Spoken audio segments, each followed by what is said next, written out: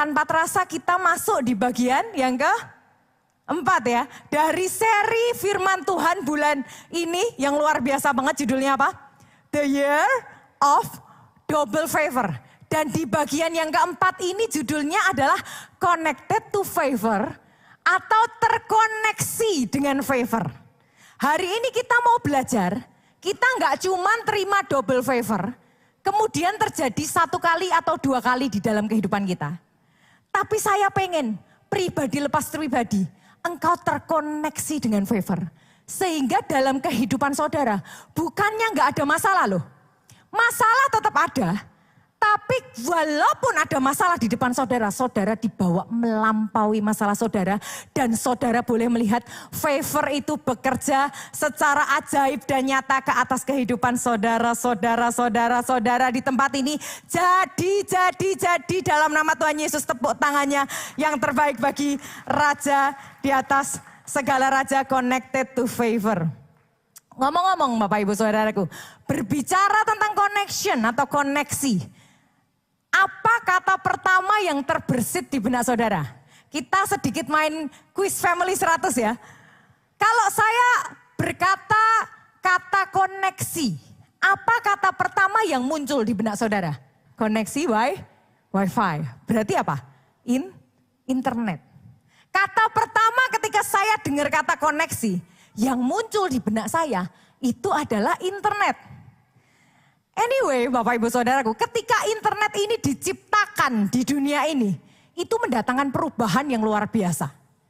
Zaman dahulu nih ya, tahun 1900-an. Kira-kira orang kalau mau telepon dengan saudaranya yang berada di belahan dunia lain, kira-kira bisa nggak? Belum ada internet, tapi zaman sekarang kemarin ketika di LA sedang ada kebakaran, saya bisa telepon Jessica, anaknya Bunita, Pastor Nita. Saya bisa langsung telepon, saya tanya, how are you there? Di sana gimana keadaannya dalam hitungan detik. Zaman dahulu itu kayak nggak masuk di akal, gimana caranya bisa? Saudara pernah baca ayat ini nggak ya? Wahyu 1 ayat yang ke-7. Ayat itu berkata gini, nanti Yesus akan datang kedua kali gitu ya kira-kira. Yesus akan datang kedua kali, nanti semua mata akan tertuju kepadanya gitu. Kalau zaman dahulu baca ayat itu gak make sense. Gimana caranya Yesus ada di satu tempat, tapi semua mata di seluruh dunia ini ngeliat. Kan gak bisa. Tapi kalau ayat itu dibaca zaman sekarang, make sense gak? Make sense. Sekarang sangat possible. Zaman dahulu orang kalau mau jual barang sehari ribuan pieces, harus punya gudang distribusi yang bagus gitu ya. Punya toko-toko yang strategis di banyak kota baru bisa jual sehari ribuan. Zaman sekarang orang di rumah saja bisa jual ribuan pieces. Gara-gara ada internet. Zaman dahulu kalau orang cari informasi caranya gimana? Orang cari informasi zaman dulu caranya pergi ke perpustakaan. Cari buku, cari informasi selama berjam-jam, ketemu baru dapat informasinya. Zaman sekarang, hello saudara tinggal buka handphone, buka ChatGPT, langsung keluar hanya hitungan detik saja. Internet mendatangkan kemudahan, benar? Internet mendatangkan percepatan. Internet mendatangkan terobosan. Ini kabar baiknya buat saudara. Favor Tuhan itu sama kayak internet. Favor Tuhan mendatangkan kemudahan dalam kehidupanmu. Favor Tuhan mendatangkan terobosan dalam hidupmu. Favor Tuhan mendatangkan percepatan dalam hidupmu. Cuman bedanya favor Tuhan lebih powerful. Favor Tuhan mengubah yang tidak ada jadi ada. Favor Tuhan mengubah yang tidak mungkin jadi mungkin, melampaui apa yang kita bisa pikirkan dan kita bayangkan. Dan itu yang Dia rindu untuk kau terima atas tempat ini. Double favor dinyatakan ke atas kehidupan saudara sehingga saudara dibawa melampaui apa yang saudara pikirkan dan bayangkan. Sekali lagi tepuk tangannya bagi Yesus Kristus Tuhan. Ada perbedaan besar antara orang-orang yang hidup dengan favor dan orang-orang yang hidup tanpa favor. Di dalam Alkitab sendiri kita bisa melihat ada banyak kejadian gitu ya. Yang gimana favor itu bekerja secara luar biasa sehingga membuat yang tidak mungkin jadi mungkin. Contoh nih ya, tembok Yerusalem. Di sini ada nggak yang kontraktor? Ada nggak? Kok Hengki ada ya? Tadi saya tanya Pak Joko. Tembok Yerusalem itu dibangun dalam waktu berapa lama Bapak Ibu? Ada yang masih ingat? Dibangun dalam waktu 52 hari. Tadi saya tanya sama Pak Joko, kalau tembok Yerusalem dibangun dalam waktu 52 hari, itu mujizat apa enggak? Mujizat. Itu favor Tuhan. Jadi walaupun enggak ada halangan ya, enggak ada hambatan, tembok itu dibangun dalam waktu 50 hari saja, itu sudah mujizat. Apalagi pada saat itu, tembok itu dibangun, ada banyak sekali halangan. Ada banyak sekali musuh-musuh, ada banyak sekali hambatan. Dan musuh-musuhnya bukan musuh-musuh biasa loh. Orang-orang yang punya power, orang-orang yang punya koneksi, yang benar-benar pengen menghancurkan tembok Yerusalem. Kira-kira kalau tanpa favor, secara logika harusnya itu jadi proyek mangkrak atau enggak? Benar, harusnya jadi proyek mangkrak. Tapi saudara lihat, ketika favor itu bekerja, ketika favor itu berkarya dengan ajaib, membuat yang tadinya harusnya mangkrak, yang harusnya nggak mungkin dibangun, tapi dibangun bahkan dalam waktu 52 hari. Saya berdoa atas kehidupanmu ya. Ada nggak sesuatu yang diambil dalam kehidupanmu? Yang kayaknya lambat banget. Ketika favor bekerja di dalam kehidupanmu, percepatan terjadi, engkau akan melihat yang tidak mungkin dinyatakan dalam kehidupanmu. Terima di dalam nama Tuhan Yesus Kristus. Di sini ada nggak yang pernah menikahkan anaknya ya?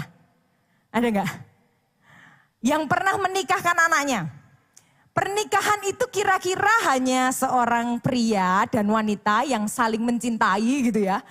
Atau kalau mau menikah tuh ya berarti harus dikenalin sama keluarganya ya kan. Satu dikenalin keluarganya baru menikah. Jadi menikah itu kan gak sesimpel itu. Nah bayangin ya nih saudaraku ya. Kalau mau menikah tapi ternyata calon istrinya hamil. Dan hamilnya bukan dari anaknya saudara gitu, bukan dari prianya. Kira-kira itu pihak prianya setuju atau mau batalin pernikahan? Sih, yang terjadi di dalam Yusuf dan Maria, seharusnya itu nggak mungkin. Seharusnya itu akan jadi drama, seharusnya itu akan jadi sebuah pertentangan yang luar biasa. Dan bukan cuma itu, zaman dahulu kalau orang hamil di luar nikah, hukumannya mati. Seharusnya Yusuf dan Maria itu nggak sesimpel itu saudaraku. Nggak sesimpel oh ya udah nikah, enggak. Harusnya itu akan jadi drama drakor yang berkepanjangan dan penuh konflik gitu ya. Tapi saudara lihat, ketika favor itu bekerja. Ketika favor itu berkarya, itu melampaui yang orang-orang bisa pikirkan dan bayangkan. Ini loh perbedaan hidup dengan favor dan tanpa favor. Sama seperti internet, tadi saya katakan ya. Kalau internet saudara bisa pakai buat apa? Download. Saudara bisa download apa sih di internet? Bisa download Google Map, bisa lihat jalan. Wow. Saudara bisa download music. Saudara bisa download app, saudara bisa download buku-buku, literatur dan lain sebagainya. Saudara bisa download even Bible di situ. Tapi perbedaannya dengan favor. Saudara nggak cuman bisa download games. Kalau saudara punya favor dalam kehidupanmu, saudara bisa download solusi dari Tuhan. Saudara bisa download jalan keluar dari Tuhan. Saudara bisa download keajaiban dari Tuhan. Saudara bisa download ide-ide dan hikmat dari Tuhan. Oleh sebab itu penting sekali bagi kita untuk terkoneksi dengan favor. Rahasianya apa kalau kita pengen download? Rahasianya kita harus terkoneksi. Ya, zaman sekarang nih ya Bapak Ibu Saudaraku, udah beda. Zaman sekarang siapa yang kayak saya? Gak bawa handphone, gak bawa dompet, gak apa-apa asal bawa handphone. Ada gak? Ada? Rata-rata gitu ya sekarang. Gak bawa dompet it's okay, yang penting handphone dibawa. Kenapa? Karena dari handphone kita bisa bayar. Dari handphone kita bisa cari jalan. Dari handphone kita bisa berkomunikasi. Zaman sekarang orang mendingan gak bawa dompet daripada gak bawa handphone. Anyway gitu kan. Tapi permasalahannya kalau handphone kita gak ada wifi-nya, berguna apa enggak? Gak guna. Kalau handphone kita gak ada wifi-nya ya percuma. Kemarin ada satu pelayan Tuhan gitu ya, dia habis ganti handphone dan diganti ke eSIM gitu. Jadi gak bisa connect dulu untuk sementara waktu, dia bingung. Dari rumah dia sudah telepon saya, Ci nanti mau tethering ya. Kalau dia kemana-mana carinya wifi, kenapa? Karena handphonenya jadi tidak bisa digunakan secara maksimal gara-gara tidak ada sinyal. Saudara boleh punya iPhone terbaru, saudara boleh punya laptop terbaru, saudara boleh punya gadget paling canggih sekalipun. Tapi kalau nggak ada internetnya, tidak ada koneksinya, tidak akan bisa digunakan secara maksimal. Demikian pula juga dengan favor, Bapak Ibu Saudaraku. Kita bisa punya potensi yang besar. Kita bisa punya mimpi yang besar, kita bisa punya ide yang hebat.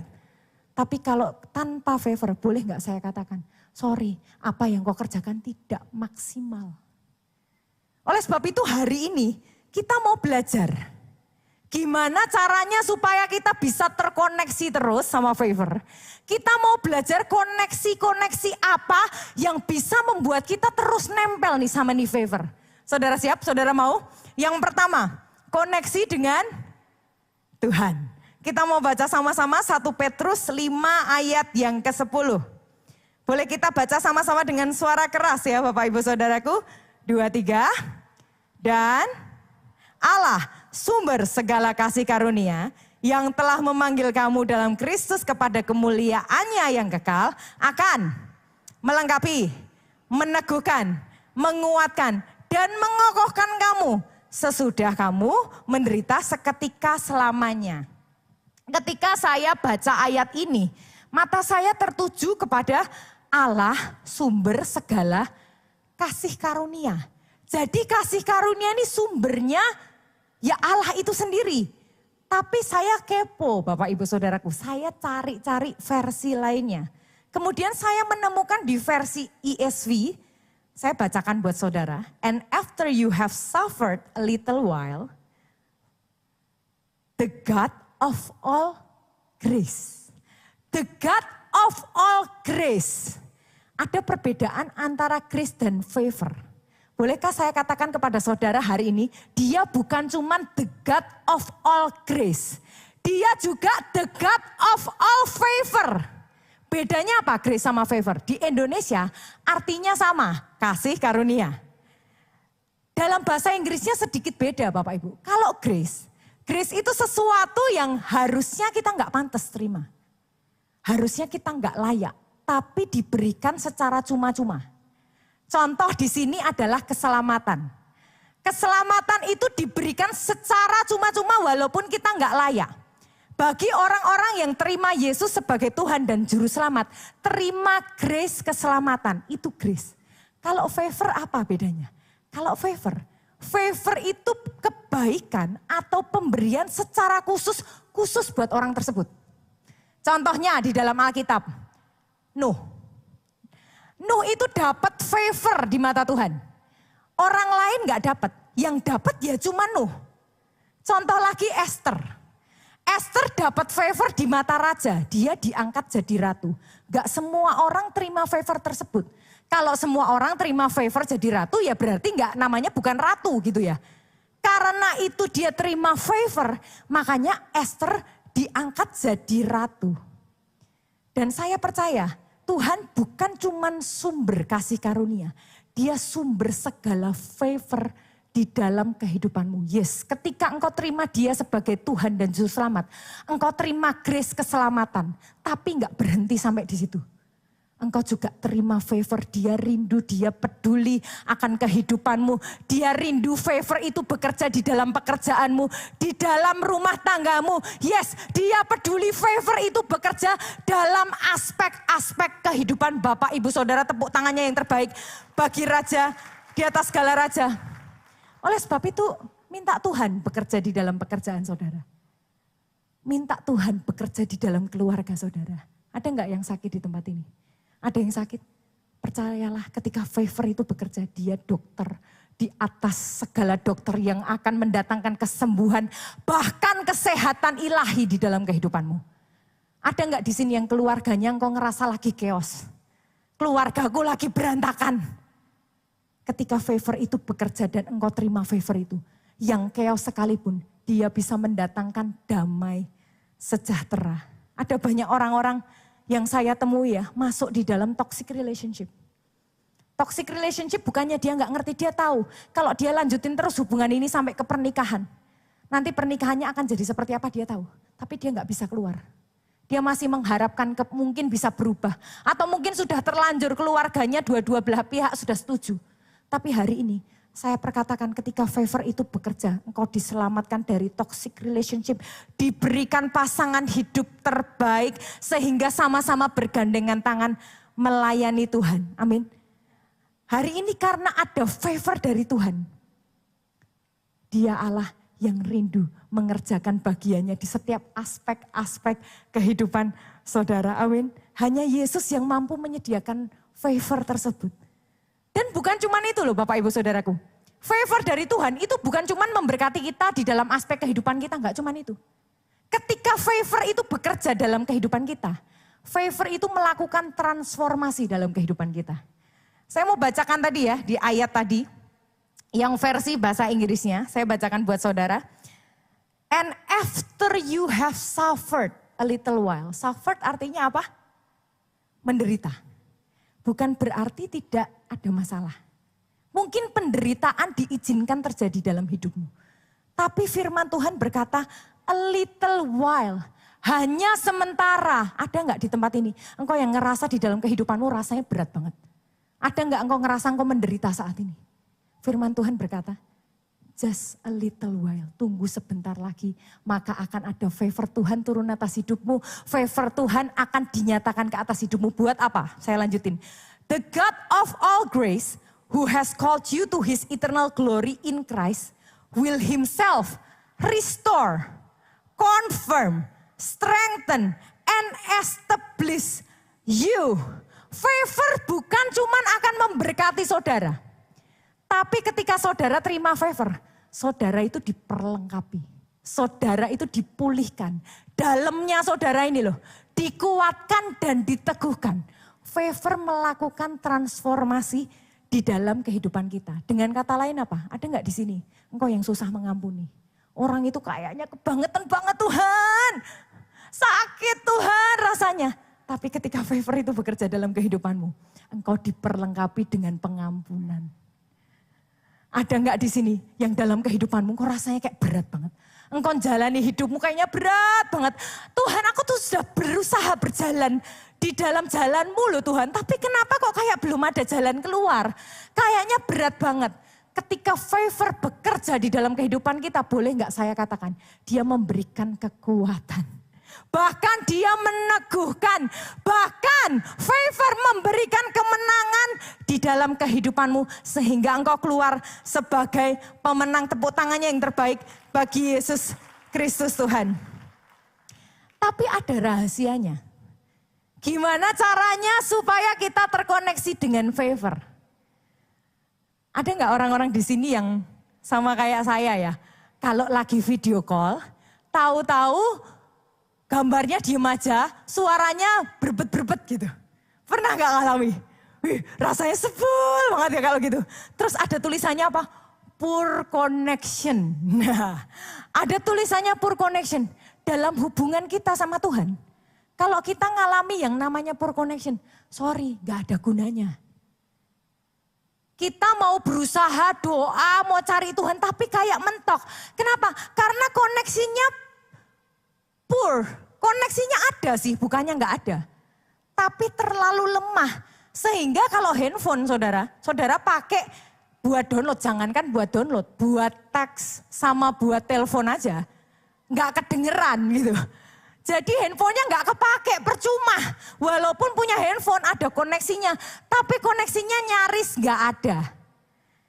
Di dalam hubungan kita sama Tuhan, kalau koneksinya poor, sorry.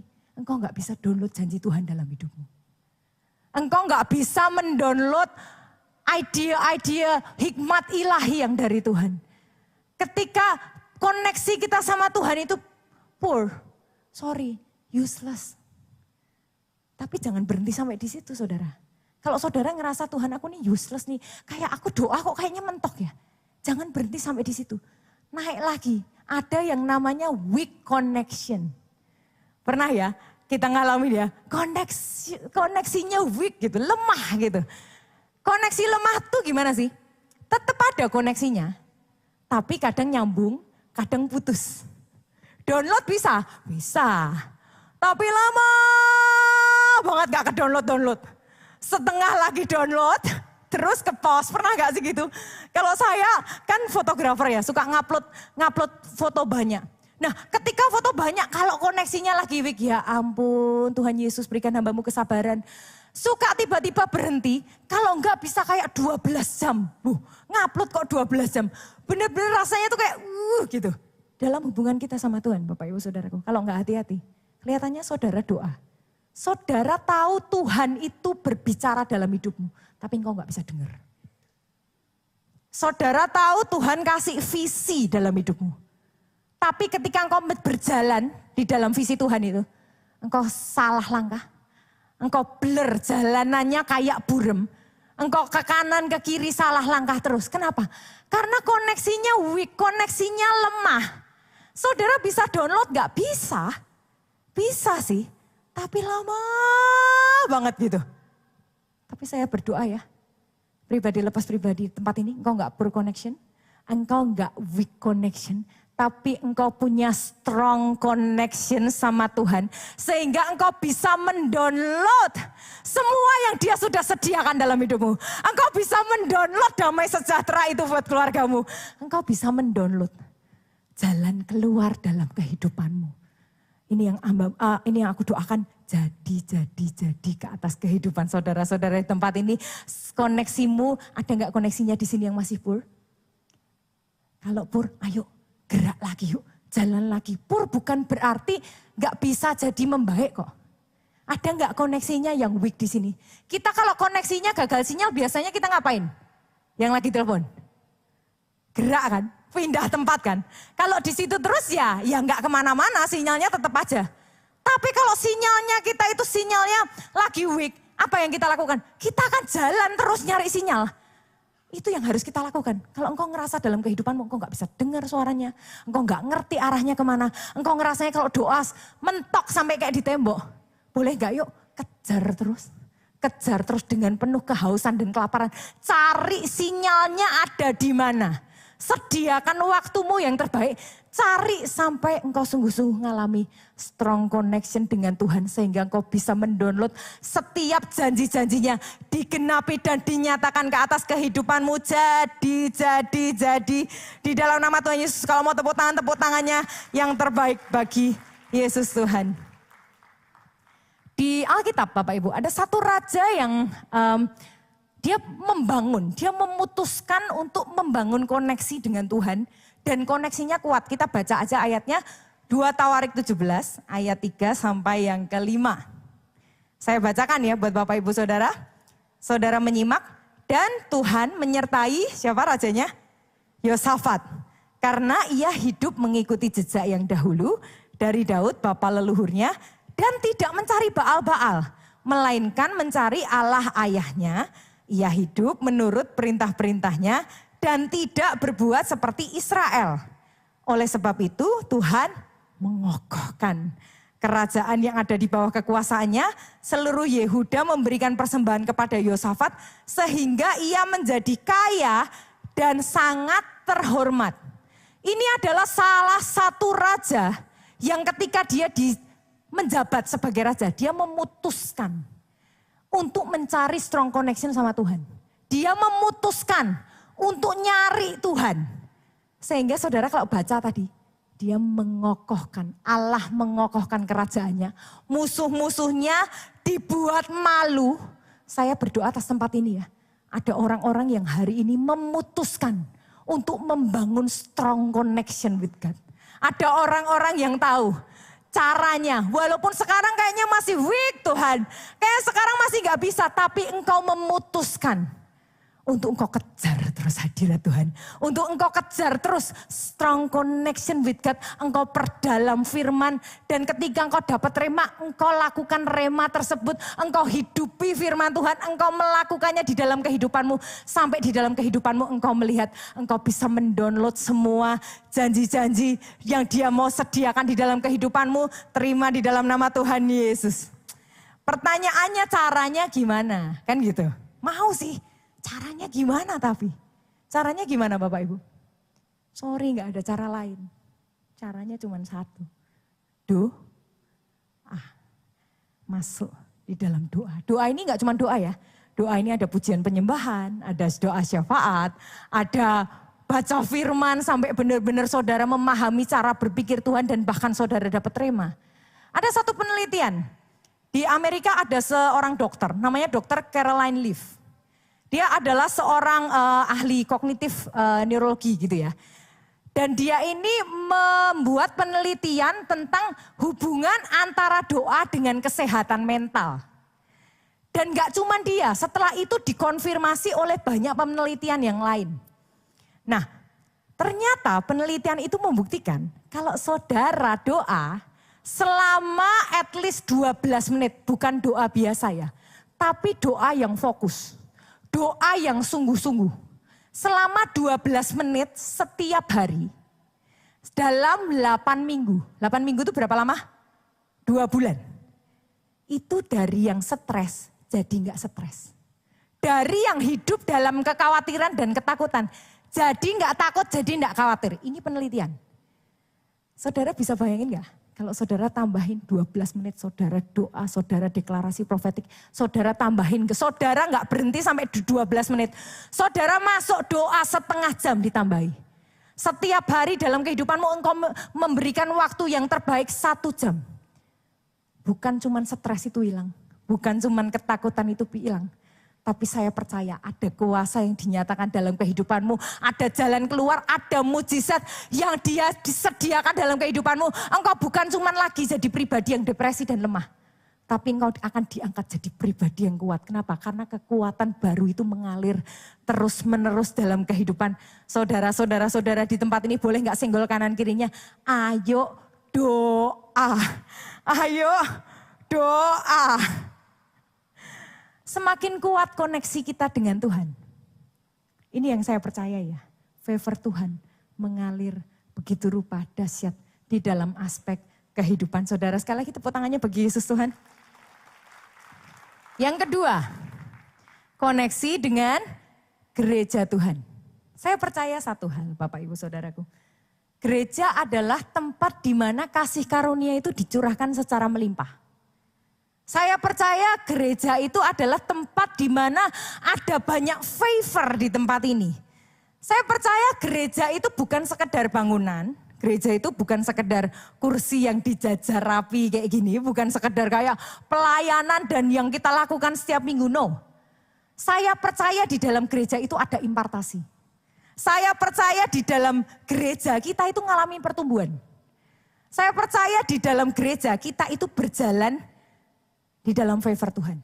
Saya percaya gereja itu tempat di mana rantai-rantai itu dipatahkan. Saya percaya gereja itu tempat di mana belenggu-belenggu itu dipatahkan. Saya percaya gereja itu tempat di mana luka itu disembuhkan. Luka itu tidak akan bisa sembuh kalau saudara berada di luar. Luka saya mungkin ya terbantu sedikit lah kalau saya shopping gitu ya. Tapi tidak menyembuhkan.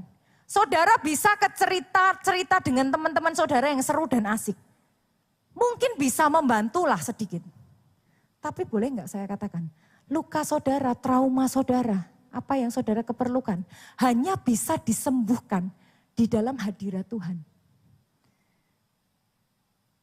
Dalam satu Alkitab ya, ada satu kisah, di mana pada saat itu semua orang itu berkumpul dan berusaha menggabungkan diri. Kita baca aja kisahnya ya. Kisah Para Rasul 4 ayat 32 dan 33.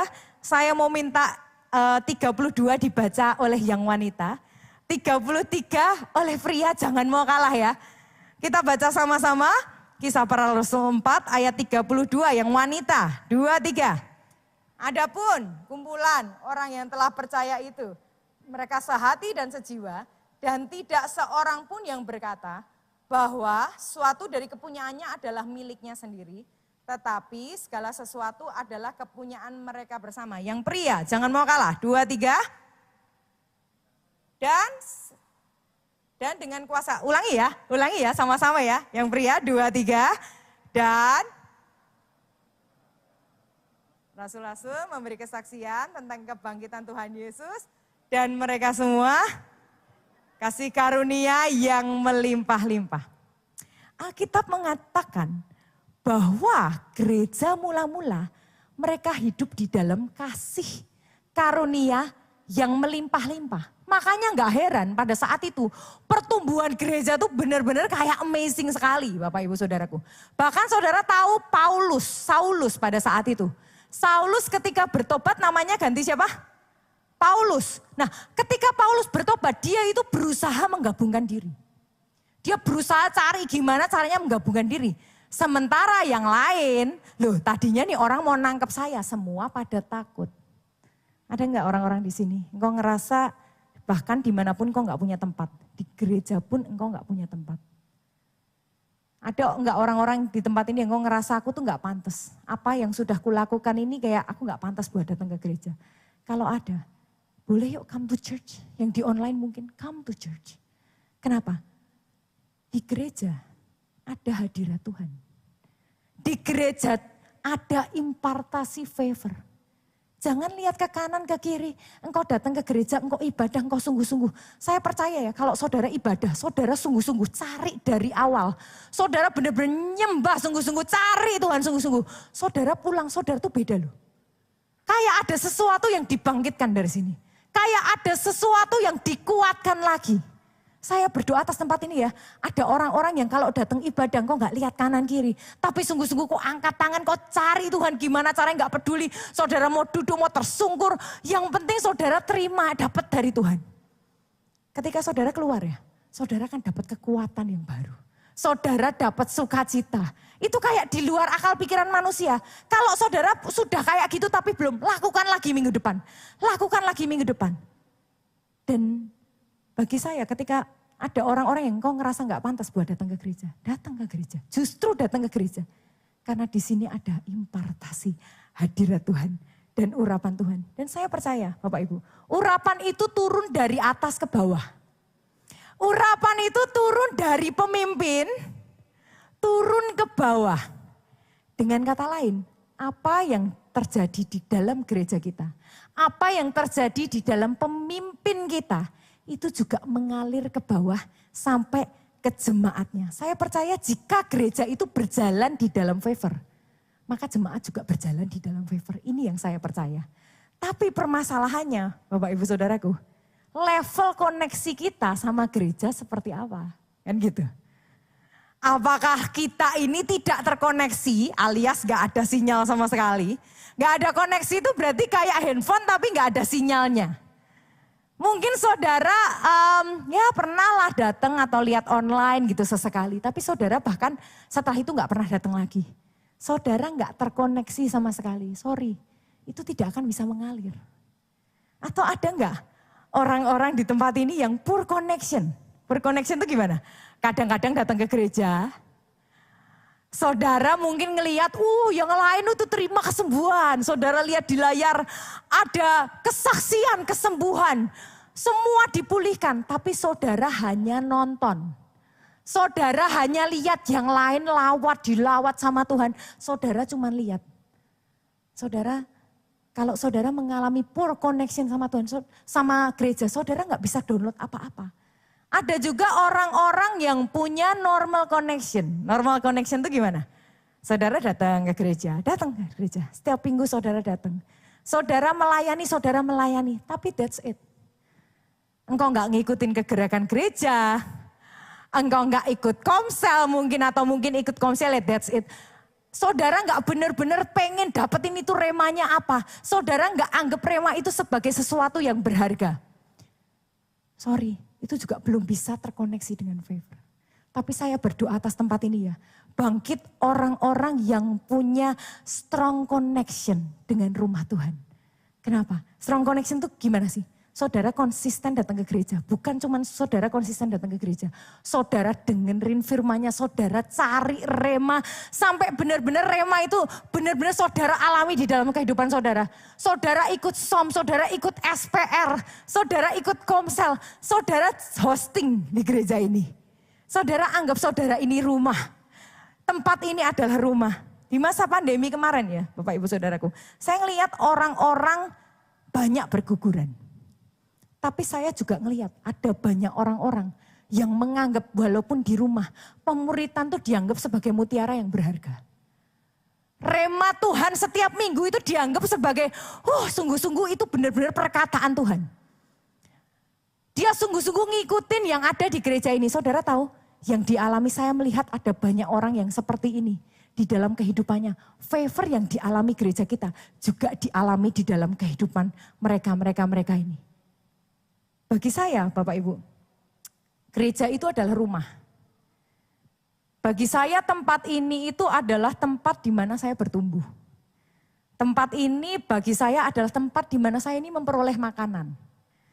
Bagi saya tempat ini itu adalah tempat di mana saya belajar gimana saya bisa dekat sama Tuhan. Gimana saya bisa mengkoneksikan diri saya dengan Tuhan. Di rumah ini saya tuh banyak saudara-saudara. Di tempat ini mental saya juga dibentuk. Saya percaya ya di tempat ini banyak sekali rumah tangga yang bahagia, amin. Rumah-rumah tangga yang sehat. Tapi di rumah tangga yang sehat sekalipun, ada masalah enggak? Ada. Seringkali kadang enggak enakan enggak? Ada. Bahkan di rumah yang sehat sekalipun, anak-anak berantem ya biasa. Benar? Tapi boleh enggak saya katakan, di rumah ini ada impartasi. Di rumah ini tempat kita bertumbuh. Oleh sebab itu yuk bangun sama-sama yuk tempat ini. Bangun sama-sama tempat ini, kita hosting tempat ini. Sampai apa sih? Sampai sungguh-sungguh apa yang Tuhan rencanakan di dalam gereja ini. Juga mengalir ke atas kehidupan Bapak Ibu Saudara di tempat ini. Masuk lebih lagi di dalam pelayanan. I know, minggu lalu Bu Nita sudah bilang kalau masuk pelayanan berarti harus siap-siap masuk dalam kedalaman level disakiti gitu ya. Tapi enggak apa-apa, saya percaya satu hal. Hati kita tuh sama kayak berlian. Berlian itu kalau mau bersinar harus diapain? Digosok. Digosok sakit enggak? Digosok sakit. Digosok sakit. Tapi semakin digosok, berlian itu semakin bersinar.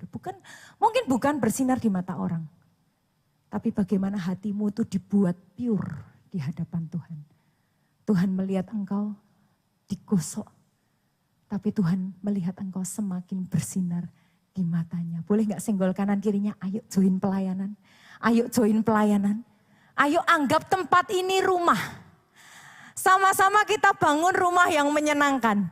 Rumah yang benar-benar kita dengan tulus. Kita benar-benar pengen melayani Tuhan di tempat ini. Sama-sama bangun tempat ini.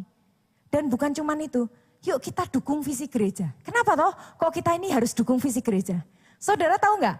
Kita ini akan menjadi lebih besar dengan siapa yang kita dukung. Intinya kan gitu.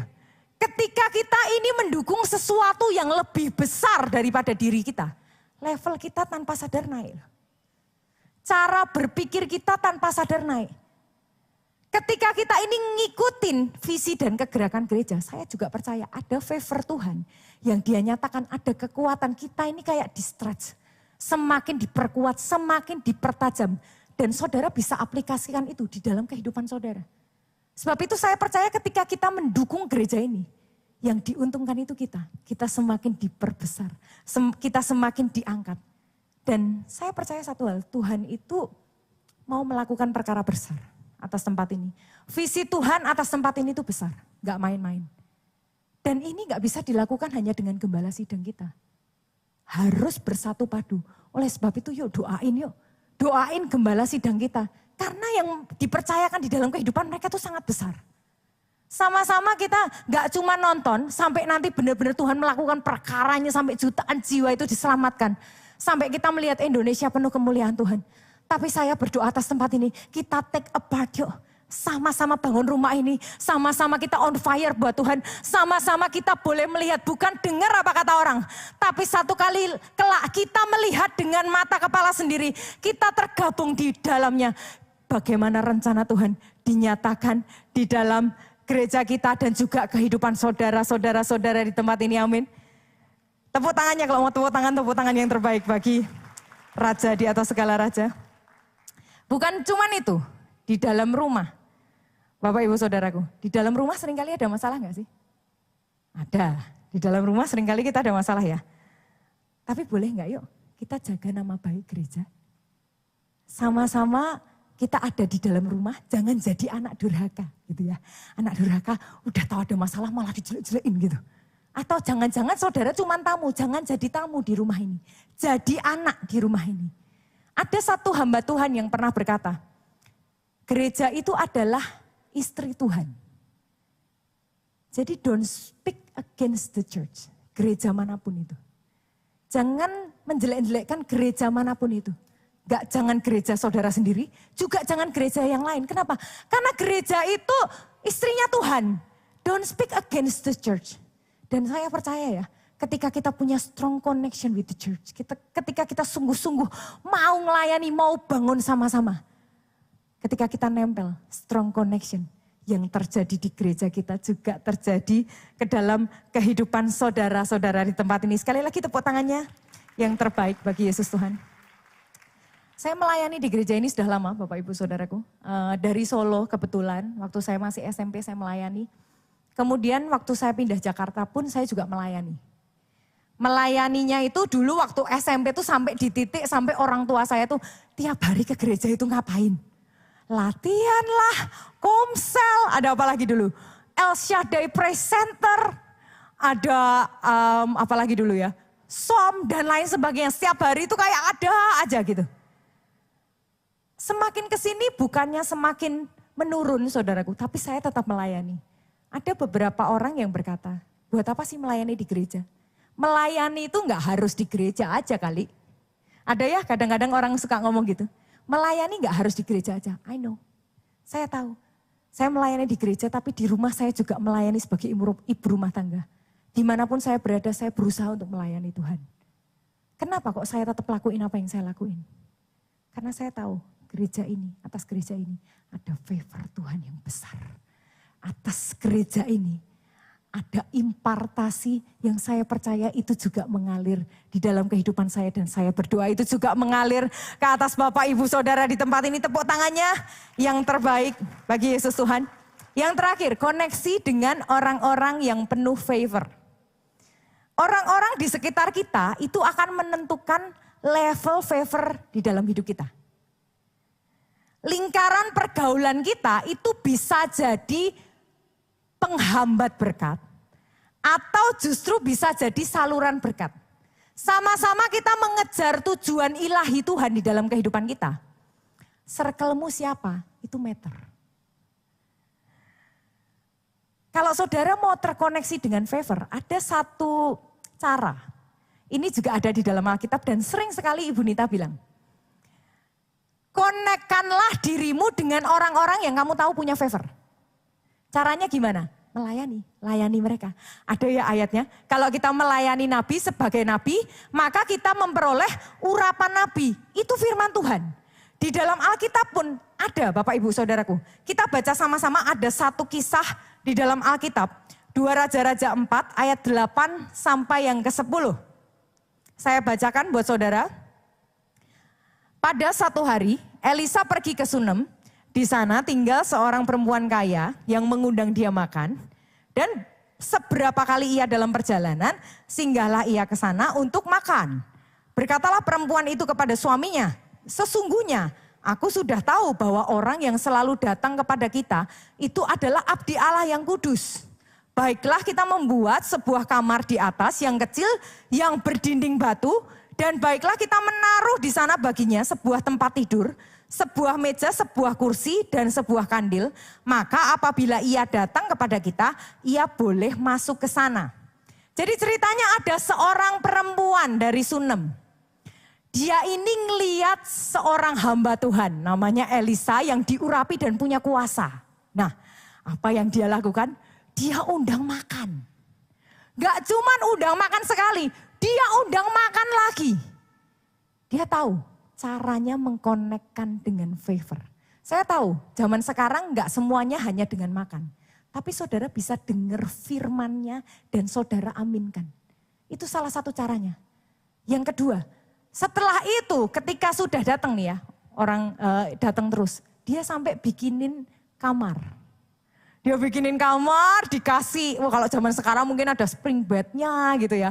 Ada mejanya, ada AC-nya, dia bikinin supaya ketika Elisa datang, dia bisa beristirahat di situ. Dia mengkonekkan dirinya dengan Elisa. Bapak Ibu Saudaraku, apa yang dialami sama perempuan ini? Favor yang dari Elisa itu mengalir. Harusnya perempuan ini kalau kita baca, dia nggak bisa punya anak. Tapi karena favor itu mengalir, dia punya anak. Harusnya orang ini ketika anaknya sakit dan meninggal, ya udah.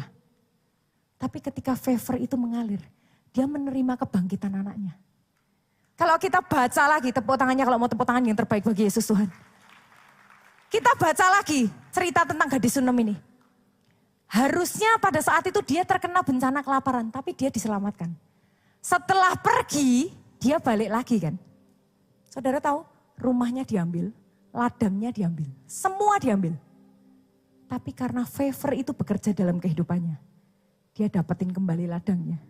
Dia dapetin kembali rumahnya. Saya percaya ada orang-orang tertentu yang memang diizinkan Tuhan untuk mengirimkan favor itu di dalam kehidupan saudara. Oleh sebab itu lihat kanan kiri saudara. Kalau saudara mau berjalan di dalam favornya Tuhan, kelilingi diri saudara yang membawa saudara dekat sama Tuhan. Kelilingi diri saudara dengan orang-orang yang punya iman. Kelilingi diri saudara dengan komsel-komsel yang tepat. Amin.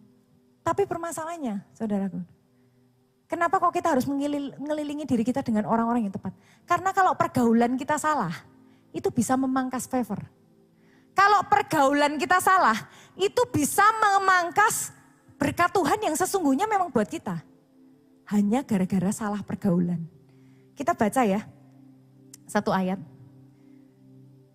2 Tawarik 20 ayat 37. Tadi kita lihat Yosafat.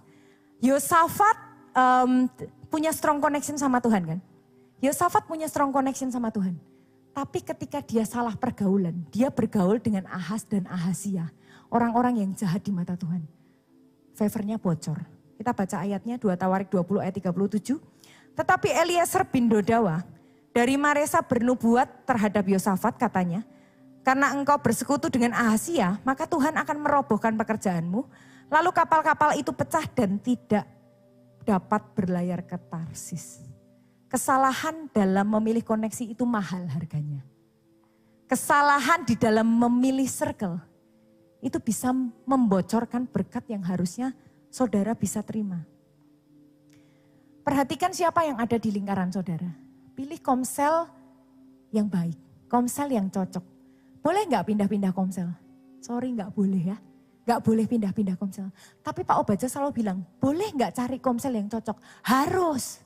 Saudara harus cari komsel yang cocok. Komsel di mana saudara tahu saudara bisa bertumbuh di tempat itu.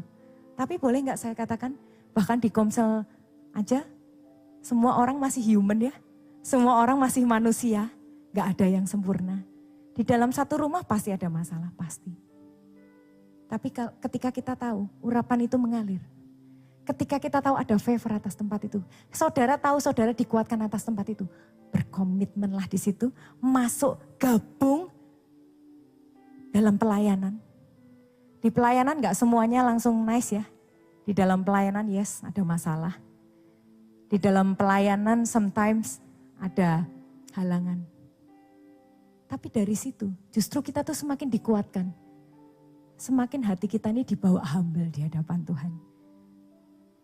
Saya percaya Tuhan ini sedang buka pintu-pintu baru buat saudara. Saya percaya Tuhan ini sedang berbicara ke atas kehidupan saudara. Supaya apa sih?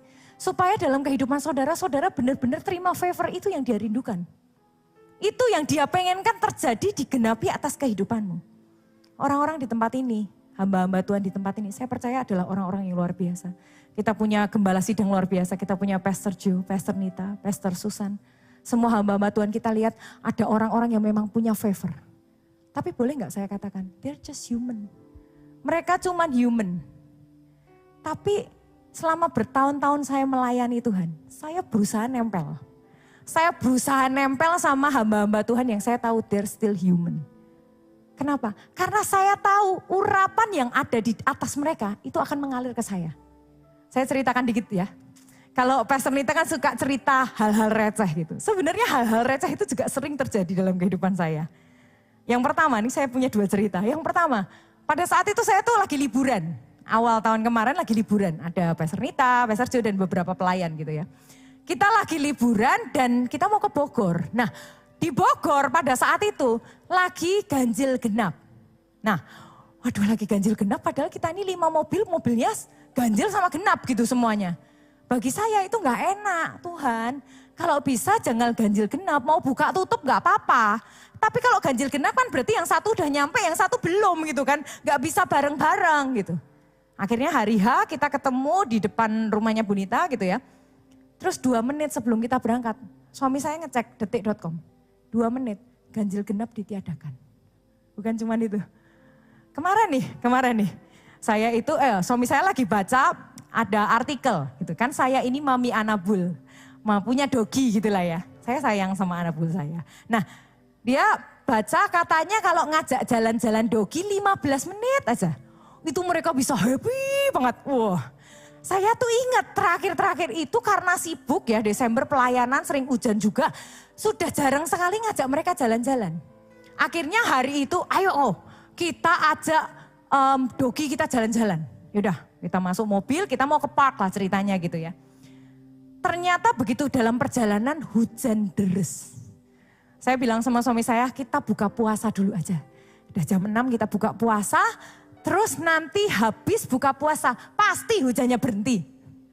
Akhirnya ya udah kita makan bakso, habis itu kita bayar. Selesai makan bakso, suami saya bilang, masih nih rintik-rintik nih. Enggak, pokoknya kita ini pasangin tali sama dogi-dogi kita. Nanti selesai pasang tali hujannya berhenti. Ya udah kita pasangin tali, begitu turun hujannya berhenti. Tepuk tangannya bagi Raja di atas segala raja. Orang-orang di tempat ini mungkin dalam pelayanan ya, mungkin bahkan kita ngelihat hamba Tuhan yang kita adore gitu ya. Wah keren, hebat. Tapi boleh gak saya katakan mereka cuma manusia yang bisa mengecewakan somehow. Manusia, pelayan-pelayan Tuhan di tempat ini, orang-orang yang berdiri di depan sini, kita semua tetap manusia biasa. Sekali bisa mengecewakan, tapi boleh gak kita ngelihat lebih daripada itu. Ada orang-orang yang punya favor dari Tuhan. Dan saya percaya kalau kita nempel terus favor yang sama juga mengalir ke atas kehidupan saudara-saudara di tempat ini. Punya koneksi yang kuat sama Tuhan, punya hubungan intim yang sama Tuhan. Sama-sama bangun kerajaan Allah di tempat ini. Seberapa banyak yang mau terima double favor dan terkoneksi, tepuk tangan yang terbaik, bangkit berdiri saudaraku. Sama-sama pujikan. Ku terhubung